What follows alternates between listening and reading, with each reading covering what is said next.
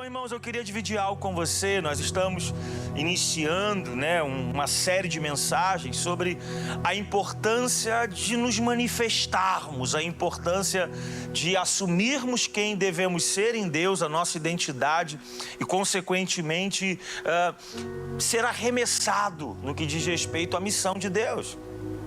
Irmãos, se tem uma coisa que enche o meu coração de alegria, é saber que Deus não precisa da gente. Mas mesmo Deus não precisando da gente, Deus nos deu a oportunidade de sermos participantes do que Ele deseja realizar na terra. E isso enche o meu coração de alegria, não sei o seu, mas o meu transborda de alegria. Eu queria dividir algo com você e eu queria que você entendesse isso. Nós precisamos de entendimento. Porque a falta do entendimento te priva de desfrutar de realidades que sempre esteve disponíveis. Se nós não acessarmos o entendimento, nós podemos estar à margem de uma realidade e não conseguir entrar dentro dessa realidade para desfrutar da totalidade daquilo que está disponível. Eu vou dar um exemplo claro para você sobre isso. No ano retrasado, nós estivemos na Europa, servindo a igreja. Eu sei falar um pouco do português ainda. O inglês, zero. E quando chegávamos num aeroporto, por exemplo, num restaurante, tinha um irmão que falava inglês, Joyce entende um pouco.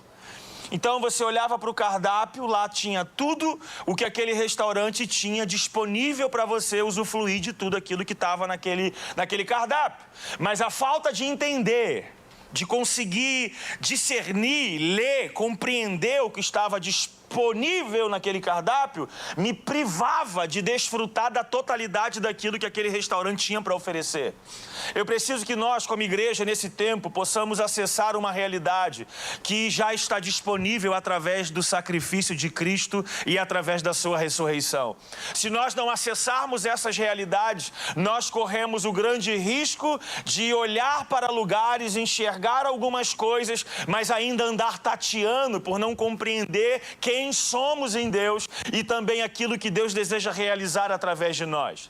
Por isso precisamos de um entendimento, para que o entendimento desvenda os nossos olhos, traga clareza diante dos nossos olhos, para que as nossas movimentações não sejam movimentações sem sentidos, mas que possamos assumir um lugar de responsabilidade no que diz respeito à pregação do Evangelho. Quantos foram alcançados por Cristo Jesus aqui, pela boa notícia do Evangelho de Cristo? Dá um aleluia, um glória a Deus. Glória a Deus! O irmão leu aqui, ainda agora, o irmão que falou de oferta, deu uma palavra de Romanos capítulo 5, verso de número 8. Deus provou, diga comigo, Deus provou. Deus provou o seu amor para conosco quando ainda éramos pecadores. Quando que Deus provou? Quando Ele enviou Jesus para morrer numa cruz, para levar um pecado que não era dele, era seu, era meu, era nosso. E que prova é essa? A primeira parte de um processo no que diz respeito a esse desenvolvimento, é entender que Deus morreu por nós. Obrigado, irmão. Deus morreu por você. Deus enviou Jesus e Jesus morreu por nós. Jesus morreu por você. E essa mensagem é a mensagem primária dentre um processo de desenvolvimento. É uma mensagem que aponta para a salvação.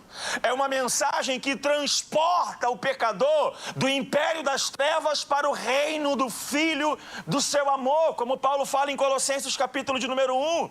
Essa palavra é uma palavra que tem poder de transformar a criatura em filhos de Deus.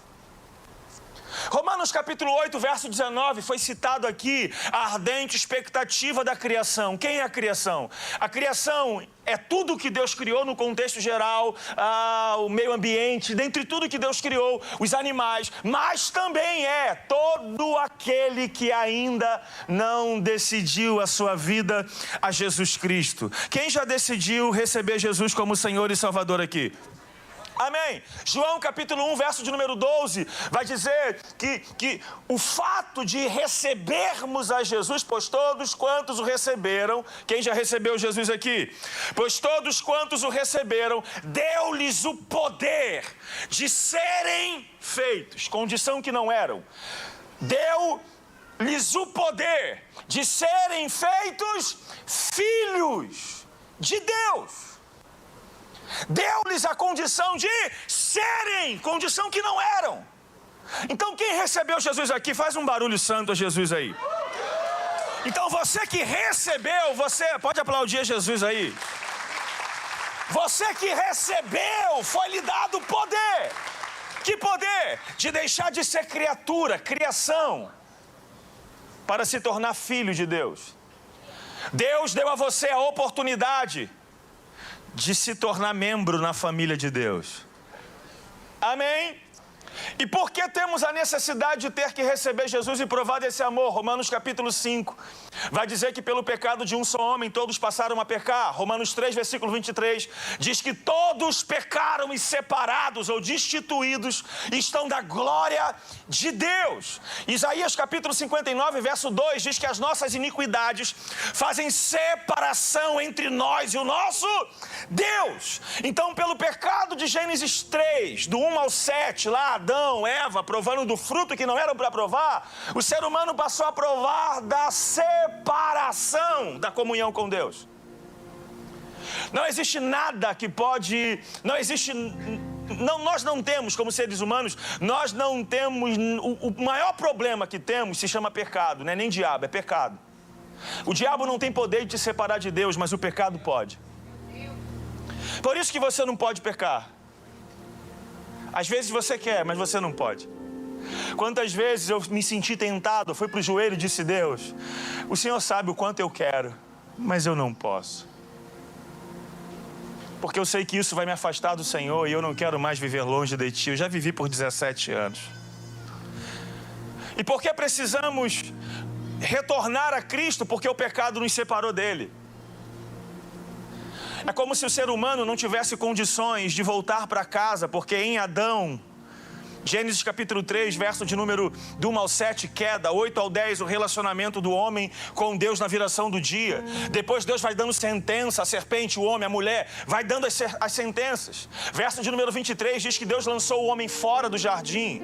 A palavra lançou, do verso 23 de Gênesis 3, é a mesma palavra para Deuteronômio capítulo 4, capítulo de número 24, verso de número 1. É a mesma palavra para divórcio. O homem perde a aliança, e se não tem aliança, não pode mais ter intimidade. O ser humano passa literalmente a vagar mundo afora. E como o homem saiu de casa, porque Deus preferiu colocar o homem para fora de casa, verso 23, lançou o homem fora.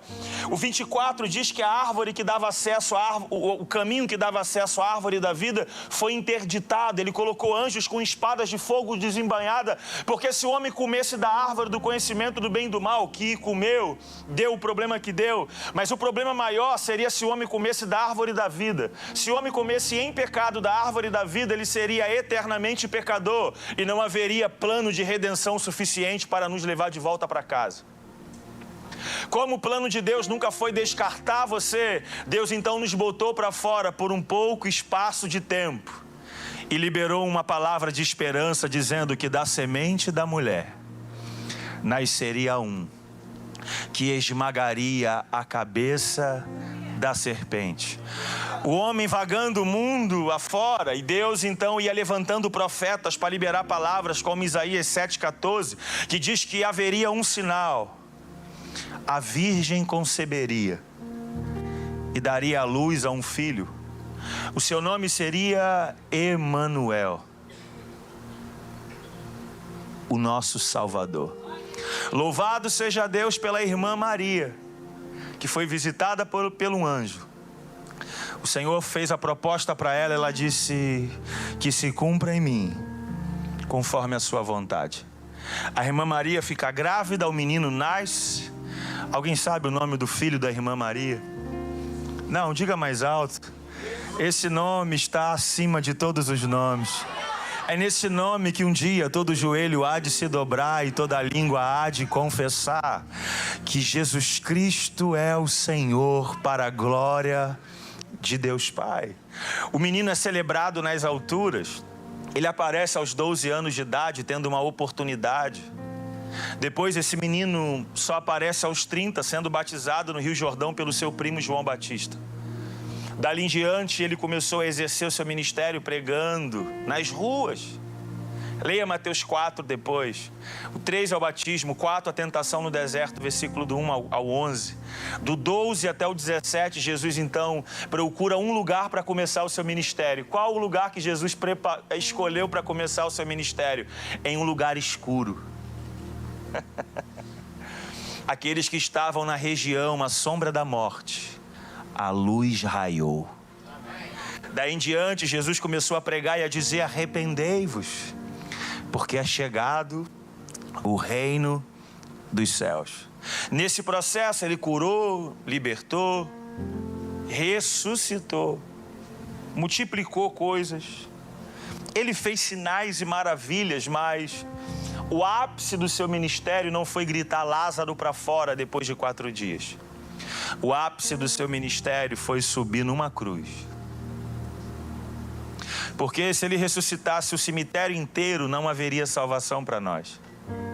O que traz salvação para nós é saber que o homem que foi crucificado na cruz do meio, porque 3 foi crucificado naquele dia, 2 ladrões e na cruz do meio um homem santo. Paulo diz em 2 Coríntios capítulo 5, verso 21, que aquele que não conheceu o pecado se fez pecado por nós. Aqui eu vejo o ministério de Cristo sendo o ministério da identificação. É um casal jovem com uma vida no Rio de Janeiro dizendo: nós não queríamos voltar. O que é isso? É se identificar com a dor do próximo.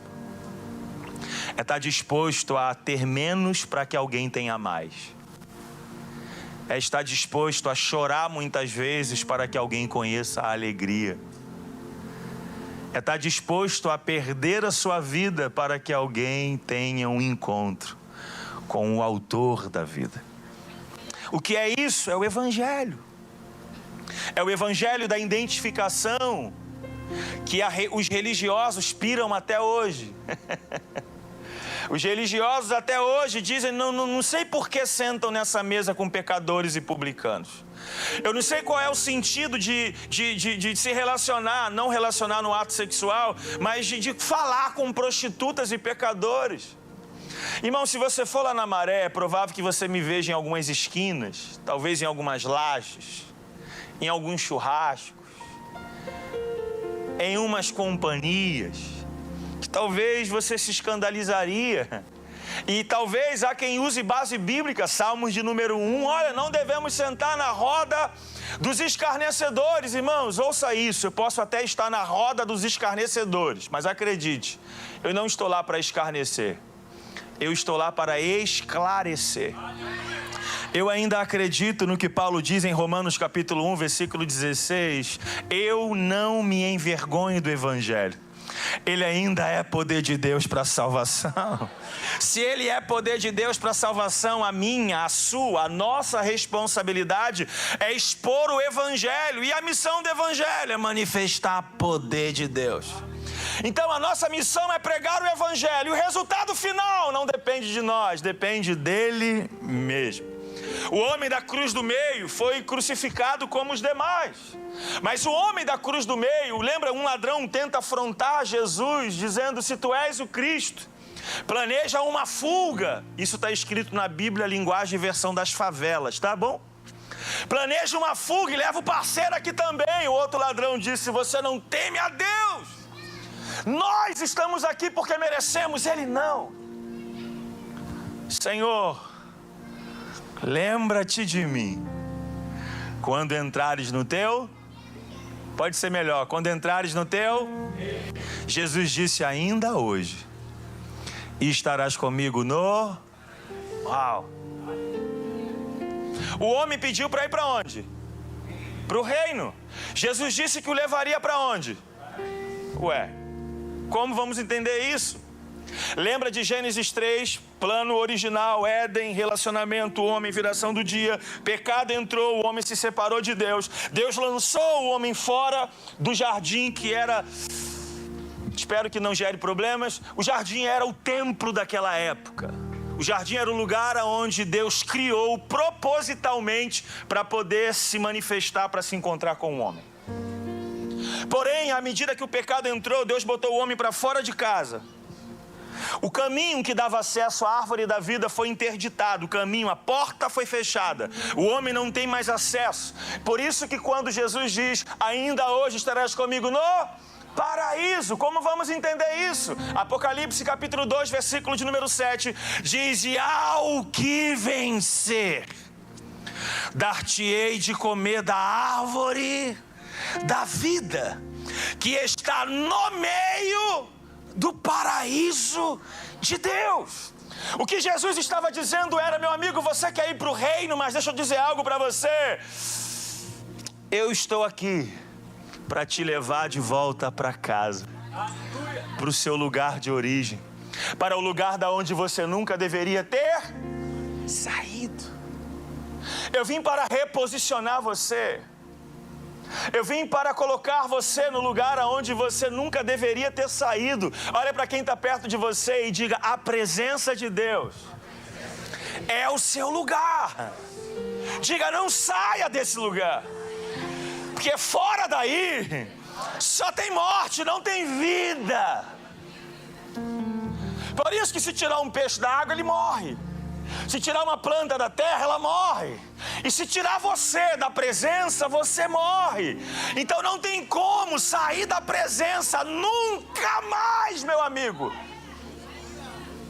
Por isso que você que está afastado dos caminhos do Senhor, estava em nome de Jesus, ou você que tentou se aventurar no pecado depois de ter um encontro real com Cristo, você voltou a fazer as mesmas práticas que sempre fez, mas não conseguiu ter o mesmo prazer que tinha antes. Por quê?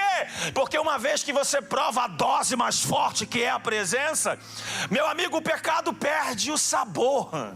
Ele não dá mais não é mais atrativo como era no início, e glória a Deus por isso.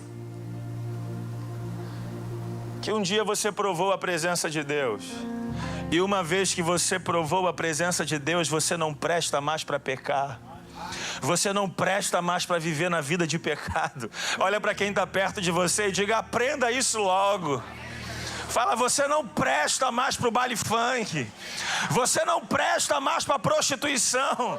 Você não presta para as drogas. Diga para ele, você não presta mais para o pecado. Fala para ele, houve um preço muito alto para trazer você de volta. Ah, meu irmão, quando Deus quis fazer todas as coisas, pelo poder da palavra Ele fez. Ele disse, haja. Mas quando Ele quis fazer você, Ele sujou as mãos de barro, modelando você. Mas quando Deus quis salvar você, Ele entrou no barro. O Verbo se fez carne e habitou entre nós. O homem da cruz do meio, para a glória de Deus e para a bênção da gente, Ele gritou, não, pode ser melhor, está consumado. Quando Ele grita, está consumado, sepultam Ele. E você sabe que os benefícios em si não estão só na cruz, não estão na cruz.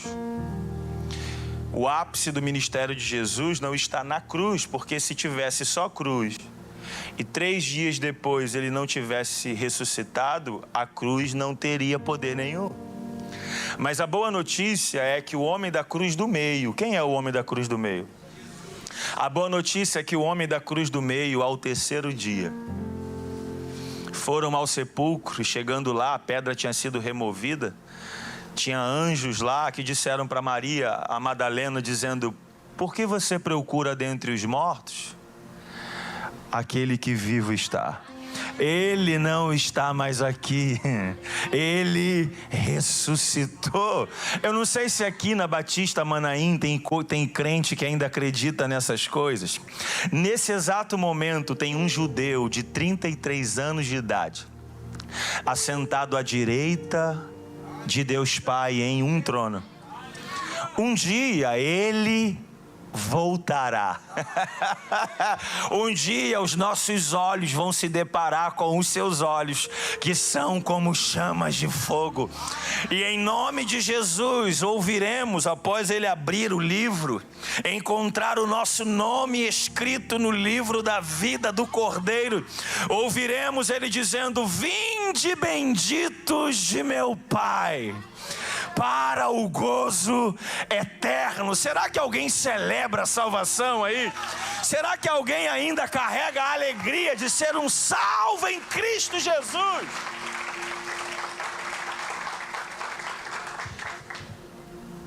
Amém? O que é isso? É o Cristo morreu por nós. Romanos 5, 8.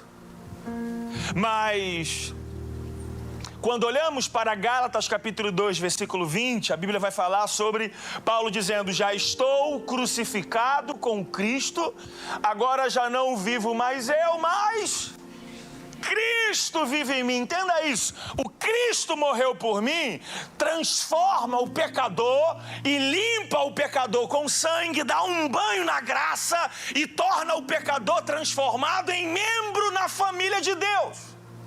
O que um pecador precisa fazer para ser salvo? Reconhecer os seus pecados e que a salvação é somente através de Cristo, pela fé, mediante a graça, e é de graça, não tem preço para ser salvo. O que o ladrão pagou para ser salvo? Nada. Para ser salvo não tem custo nenhum, mas para viver como um salvo vai custar tudo. Não tem custo para abandonar o pecado e entrar para a família de Deus, mas para viver como membro nessa família vai te custar tudo. Dá uma aleluia só para parecer que não foi contigo essa palavra. Agora, a primeira parte desse processo é entender que Cristo morreu por mim, salvação. Quem é salvo aqui, diga eu. Amém. Você agora que é salvo precisa entender que o Evangelho não pode te atrofiar. Ele te estica para se desenvolver, para amadurecer, para se tornar quem Deus disse que você seria, e você vai ser para a glória de Deus. Agora, na segunda fase do processo de desenvolvimento, não é mais Cristo morreu por mim. Agora é Cristo vive em mim. E quando passamos para a expectativa do Cristo vivendo em mim, aí isso envolve muitas coisas. Por que envolve muitas coisas? Porque quando temos a revelação, por exemplo, quando olhamos para Jesus, imagina Jesus nesse lado, sendo crucificado, e nós sendo transportados agora para o dia da crucificação, olhando para o homem da cruz do meio. E ao olhar para ele, nós entendendo o sacrifício dele na cruz, perguntaríamos para ele as seguintes palavras: Ô Jesus, é verdade que você está morrendo a minha vida? Você está abrindo mão de viver a sua vida? Você está sacrificando a sua vida para me dar o direito de viver livre para sempre? Você está se tornando escravo aí para me tornar livre? Você está perdendo a sua vida para me dar direito de viver? E aí Jesus olharia para nós e diria: é isso aí mesmo, eu escolhi perder a minha vida para que você tenha um direito de viver livre da sentença do pecado. Quando acessamos a revelação da cruz, nós somos projetados para 3 dias depois, não mais para Jesus na cruz, mas para encontrar um homem que estava dentro do sepulcro e não está mais lá. Ao encontrar o homem ressurreto, agora não é mais uma pergunta que fazemos para ele, agora nós iremos fazer uma declaração. Qual? Simples. Já que lá atrás você abriu mão de viver a sua vida para que eu tivesse direito de viver, eu vim aqui para dizer para você que o direito que você me deu de viver, eu quero devolver ele para você. E você agora vai ter um espaço em mim para viver através de mim. Como assim? Deus não precisa hoje se manifestar, se materializar para entregar um folheto na escola.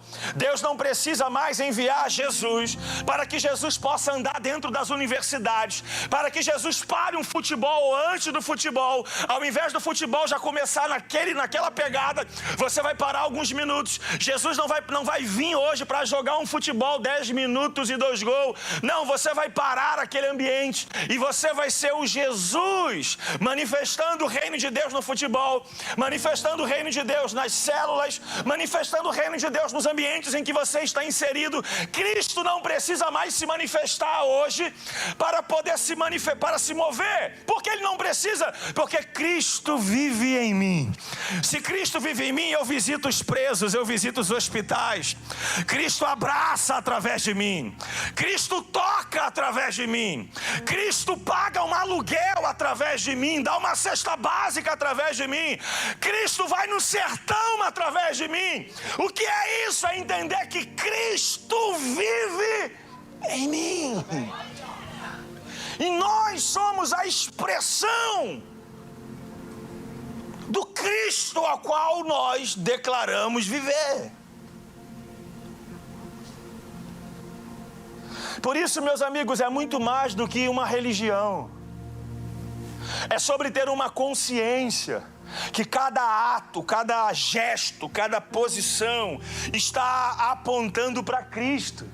Quando você erra hoje, não é mais o seu nome que vai ser envergonhado, é o nome de quem você está carregando. Por que não é mais o seu nome? Porque o seu nome nem existe mais. Lembra, você já deixou de viver a sua vida, você entregou a vida para alguém. Agora Cristo está vivendo em você e através de você. Por isso que as suas conversas no dia a dia precisam ter Cristo no centro. Diga amém. Por isso que os ambientes aonde você está, Cristo precisa fazer parte. Senão é só religião. Senão é só conversa fiada de evangelho. Eu acredito no evangelho que transforma de dentro para fora. É mais do que aumentar o tamanho da saia. É mais do que mudar o linguajar. É um evangelho que transforma. É um evangelho que pega quem matava para não matar mais, que quem roubava não rouba mais. É um evangelho de um filho rebelde agora ser um filho obediente. É um evangelho que alguém que não honrava agora vai honrar. É um evangelho, irmãos, que afeta todas as áreas da vida. A minha geração tem dito por aí que estão queimando. Mas se esse queimar não está afetando a vida de ninguém, você precisa reavaliar que fogo é esse. Porque João Batista, ele ardia e iluminava. Então não dá para dizer, eu estou queimando Jesus, aleluia. Mas a vida não tem nenhum tipo de expressão do Cristo ressurreto. Isso não é queimar. Queimar, amigos, é mais do que cantar uma música sobre fogo. É ter um caráter aprovado por Cristo. É olhar para você e ver Cristo em você. A primeira vez que os discípulos foram chamados de cristãos não foi algo legal, era uma ofensa. Jesus tinha morrido, na linguagem popular, como vacilão na cruz. Então, quando olharam para eles, viram neles a mesma postura do Cristo deles. Então chamaram eles, cara, vocês são uma miniatura de Cristo. Por quê? Porque ao olhar para eles, conseguiam ver o Cristo a qual eles diziam servir. Eu pergunto para você, não precisa me responder. Quando você olha para você, você enxerga Cristo?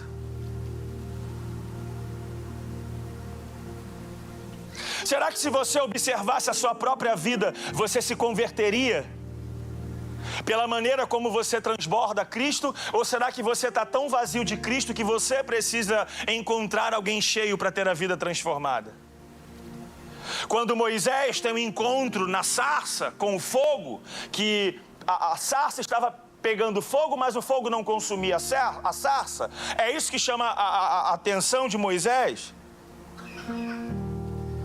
Porque era comum uma sarça pegar fogo, o que não era comum era a sarça pegar fogo e o fogo não consumir a sarça. Exemplo, imagina que eu pegue uma folha de papel agora e taque fogo nela aqui na pontinha dela. O natural é o quê? Essa folha ser consumida pelo fogo, sim ou não? Então era comum uma sarça pegar fogo. O que não era comum era a sarça pegar fogo e o fogo não consumia a sarça. É isso que chama a atenção de Moisés. Moisés então corre lá para ver a sarça. Êxodo capítulo 3. Quando ele se depara com a sarça, sai uma voz do fogo. E ali o fogo, a voz que sai do fogo revela o ministério de Moisés. Um dia o Senhor falou comigo nesse texto. E o Senhor disse: Gil, sempre haverão dois tipos de pessoas. Primeiro, aqueles que são os Moisés, que vão precisar se encontrar no fogo. E a segunda classe são aqueles que vão ser a sarça, que vão estar queimando, para que os Moisés se encontrem. Eu não sei quem é você hoje, se você é a sarça ou se você é o Moisés. Mas eu preciso que você compreenda isso. Uma vida de manifestação é mais do que grito, do que barulho, é mais do que movimento. É um caráter transformado por um homem que morreu lá na cruz do Calvário, mas que está vivo para a glória de Deus. Olha para quem está perto de você e diga assim: dá uma aleluia só para disfarçar aí. Fala para ele: você ficou triste no meio da mensagem. Fala para ele assim: dá um glória a Deus que disfarça. Parece que nem foi contigo a palavra. Fala: dá uma aleluia, um glória a Deus. Solta um fala a Deus, aí que parece que não é contigo mesmo.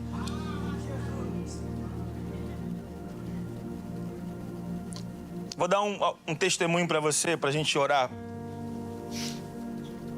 A nossa vida precisa falar, você precisa comunicar Jesus em tudo. Dentre alguns testemunhos, eu me lembro de um dia, eu tenho moto.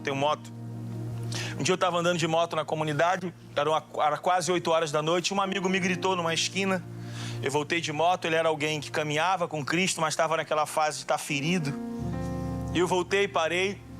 Ele falou: Gilberlan, o que você acha dos pastores que querem calar a boca dos profetas? Eu disse: olha, depende de como esses profetas estão entregando a mensagem. Eu falei: olha, existem duas maneiras de entregar a mesma palavra.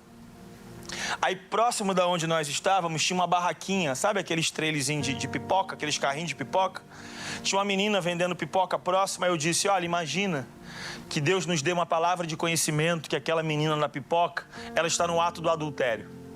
A gente pode chegar lá e acabar com a vida dela dizendo: olha, Deus nos revelou que você está no adultério, você é uma adúltera e os adúlteros não herdarão o reino de Deus e você vai para o inferno. É uma maneira de entregar a mensagem. Eu falei: mas aonde está o evangelho nessa entrega dessa mensagem? Eu falei: nós podemos chegar na mesma menina com a mesma mensagem e falar para ela: olha, nós estávamos ali, o Senhor nos deu uma palavra que você está no ato, na prática do adultério. E eu queria que você soubesse que se Deus falou isso a seu respeito para a gente, Deus não é fofoqueiro. Deus, ele tem um grande desejo de restaurar você. Ele gerou essa palavra justamente para gerar arrependimento no seu coração, para você abandonar essa prática e você compreender que Deus, ele é poderoso para te perdoar e para restaurar você. Olhei para uma outra esquina, tinha um pessoal do tráfico vendendo drogas. Eu falei: olha lá a galera lá. Falei: nós podemos chegar lá agora e acabar com todo mundo, falar que os homicidas não herdarão o reino de Deus e o couro começar a comer pro lado deles. Falei: ou podemos chegar lá e falar para aquela mesma galera dizendo o seguinte: olha, Romanos capítulo 6, versículo de número 23, diz que o salário do pecado é a morte. O que é o salário? Você trabalha e você tem direito a um pagamento. Se você pecou, você merece um pagamento, e a consequência do pecado é o quê? A morte. Lá em Hebreus capítulo 9, verso de número 27, diz que cabe o homem morrer uma vez só, e depois disso, segue-se o juízo. Apocalipse 20, versículo 12, diz que vai abrir os livros, ou o livro, e lá no livro vai ser consultado o nome de quem tomou a decisão de receber Jesus como Senhor e Salvador. Quem tomou essa decisão aí?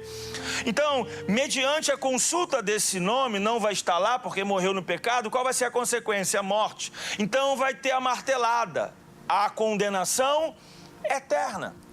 E eu disse para aquele rapaz, eu falei: olha, se morrermos nessa condição, deu ruim para todo mundo. Mas qual é a boa notícia em meio ao juízo? É João 3,16, porque Deus amou o mundo de tal que enviou o seu Filho unigênito, para que todo aquele que nele crê não pereça, mas tenha vida. O que isso significa? Significa dizer que existe saída para a condenação eterna, e a saída para a condenação eterna se chama Jesus. Quando eu acabo de dizer isso, quem está chorando muito? A menina da pipoca. Ele olhou para ela e disse: o que foi? Quando eu olhei ela chorando, ela disse: como não chorar ouvindo isso? Ela falou: Gil, você sabe, né? Eu falei: o quê? Eu estou afastada dos caminhos do Senhor. Eu falei: sério? E ela foi vindo, andando, se aproximando, chorando. Eu pedi para abraçar ela, dei um abraço, ela ficou chorando. Sentei na moto de novo. E ela, enxugando as lágrimas, disse: quando que vai ser o próximo culto? Eu disse: por quê? Ela disse: eu preciso voltar para Jesus. Eu falei: você tem certeza disso? Ela: tenho. Eu falei: então você pode fazer isso agora. Ela: aqui na rua? Eu falei: ué, o culto começou desde as 8. Ela: eu posso fazer isso agora? Eu falei: agora. É o que você quer? É. Então pronto, o culto já foi montado. Então eu fiz o apelo, e uma menina que saiu de casa para vender pipoca encontrou um cliente muito especial naquele dia. Um homem chamado Jesus, que ainda transforma, que ainda liberta, que ainda restaura, que ainda batiza com o Espírito Santo, que ainda cura enfermidades e que ainda nos leva para morar com Ele durante a eternidade todinha. Você entende por que você não pode ser um cristão que não fala daquilo que o seu coração está cheio? É dois pontos: ou seu coração não está cheio, por isso que você não tem falado, porque se você está com o coração cheio, você vai falar. Amém?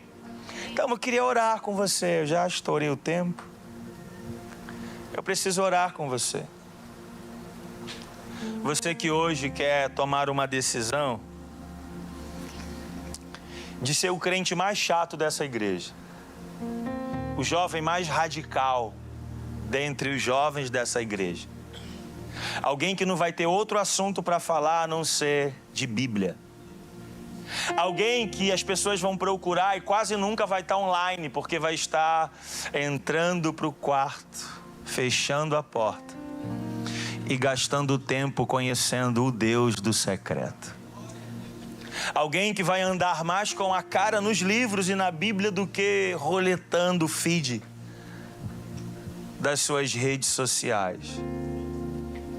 Eu quero orar por você que está disposto a fazer um voto de radicalidade com Jesus hoje. Eu me converti, irmãos, preste atenção aqui, não se distraia, por favor. Eu me converti numa quarta-feira, num pré-encontro com Deus. Sexta-feira fui para o encontro.